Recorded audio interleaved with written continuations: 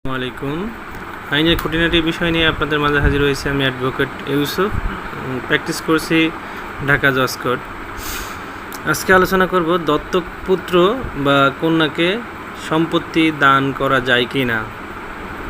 মুসলিম আইন অনুযায়ী ওয়ারিশ সূত্রে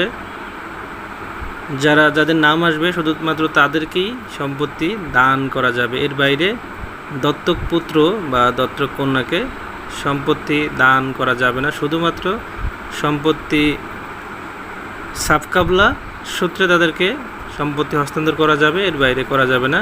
এর বাইরে যদি করা হয় শুধুমাত্র রক্তের সম্পর্কে যারা আছে তাদেরকেই সম্পত্তি দান করা যাবে, যেমন বাবা, পিতা, ভাই, বোন, এদেরকে সম্পত্তি দান করা যাবে।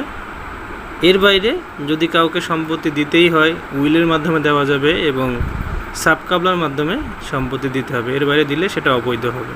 ধন্যবাদ সবাই।